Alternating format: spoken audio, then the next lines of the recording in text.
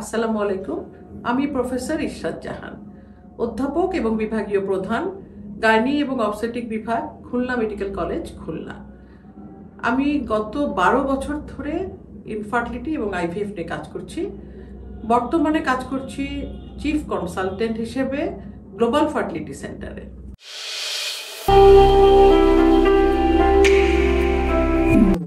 আমাদের কাছে অনেক পেশেন্ট আসেন, অনেকে বলেন যে ম্যাডাম ইন্ডিয়া থেকে চিকিৎসা করে এসেছিলাম, ইন্ডিয়াতে গিয়ে আমরা আইভিএফ করে এসেছি কিন্তু পজিটিভ হয়নি, এখন কি করব?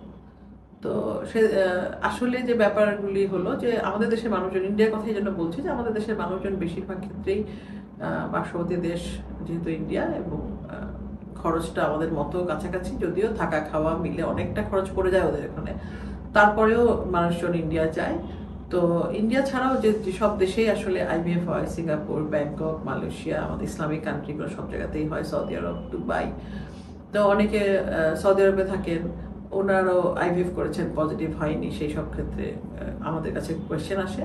তো আসলে যেটি হয় যে যখন আনএক্সপ্লেন ইনফার্টিলিটি হয় এবং সেই সব ক্ষেত্রে আইভিএফ হয়, অর্থাৎ তার টিউব ঠিক আছে, তার ডিম এগ ঠিক আছে, হয়তো অল্প কিছু সমস্যা ছিল, হয়তো থাইরয়েডের কোনো প্রবলেম ছিল, অথবা হাজবেন্ডের অলিগোস্পার্মিয়া, নট অ্যাজোস্পার্মিয়া, অলিগোস্পার্মিয়া, ডিম এগ স্পার্ম কম আছে, অথবা হয়তো তার এমনি কোয়ালিটি ভালো, স্পার্মের কোয়ালিটি ভালো, স্পার্মটা একটু কম আছে, অনেক সময় মর্টালিটি একটু খারাপ থাকলেও এরকম হয়। তো এই সব ক্ষেত্রে আনএক্সপ্লেইন ইনফার্টিলিটিতে যখন এক দেশ থেকে আরেক দেশে পেশেন্ট যায়, তখন পেশেন্টরাই নিজেরাই হয়তো আইভিএফ করার কথা রাজি হয়ে যায়, কারণ এক দেশ থেকে আরেক দেশে চিকিৎসার জন্য গিয়েছে, টাকা পয়সা খরচ করে গিয়েছে, তখন একটা কনফার্ম একটা চিকিৎসা নিয়ে আসতে চায়, এবং সেই সব ক্ষেত্রেই আইভিএফ করে তারা সেখানে। এবং আইভিএফ করলেই যে ফলাফল পজিটিভ হবে তা তো আমরা অবশ্যই বলছি যে আইভিএফ করলেই সেটা 100% পজিটিভ হবে, তা কিন্তু না। সৃষ্টিকর্তা যতক্ষণ না দিবেন আমাদেরকে, ততক্ষণ কিন্তু আমরা কিন্তু কোনো মানুষ তৈরি করতে পারি না, আমরা কোনো জীবন তৈরি করতে পারি না।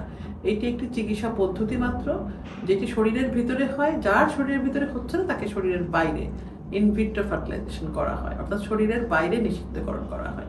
তো সেই সব ক্ষেত্রে দেখা গেল যে হয়তো ওই সময় কোনো সমস্যা হয়েছিল, তখন পজিটিভ আসেনি, কিন্তু বাড়িতে এসে হয়তো কিছুদিন থাকলো, পরে আর কাজের ঝামেলার জন্য বা কোনো পারিবারিক কোনো সমস্যার জন্য বিদেশে যেতে পারেনি, হয়তো সেখানে হয়তো তাদের এমব্রায়ো ফ্রিজিংও আছে, ফ্রিজ করে রাখা আছে, যেতে পারেনি। সেই সব ক্ষেত্রে অনেক সময় দেখা যায় ন্যাচারালি কনসিভ করে গেছে আমাদের পেশেন্টরা। তো সেই জন্য হতাশ হওয়ার কিছু নাই যে ইন্ডিয়া থেকে নেগেটিভ হয়ে আসলাম, কেন আমাদের এখানে হবে না। আর একটি ভালো খবর, সুখবর একটা, যে আমাদের দেশে কিন্তু অনেক ফার্টিলিটি সেন্টার হয়েছে, এবং প্রত্যেকে কিন্তু প্রত্যেকের মতো করে চেষ্টা করছে।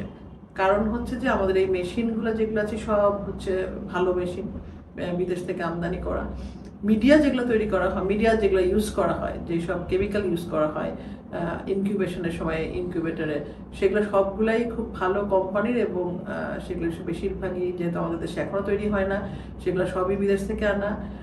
এমনকি ওভুলেশন ইন্ডাকশনের জন্য যে ইনজেকশন দেওয়া হয়, আমাদের দেশে 2-1টা কোম্পানি করছে ইনজেকশন, এখন অবশ্য 2-3টা কোম্পানি করছে, কিন্তু তারপরেও হয়তো ওই ইনজেকশনগুলোও কিন্তু আমাদের একটু ইন্টারন্যাশনাল কোম্পানি থেকে নিয়ে আসা হয়। অর্থাৎ এত বড় যখন আয়োজনটা যখন বেশি, এবং অনেকগুলো টাকার ব্যাপার, অনেক সময়ের ব্যাপার, অনেক মানসিকতার ব্যাপার, একটা মেন্টাল ট্রমার মধ্যে দিয়ে যায় পেশেন্টরা যখন তাদের বাচ্চা হয় না।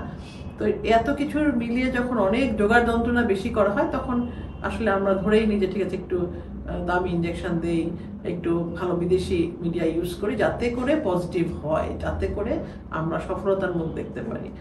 তো সেই জন্য আমাদের দেশে অনেক সেন্টার হয়েছে, আমাদের দেশে অনেক ভালোভাবে করা হচ্ছে।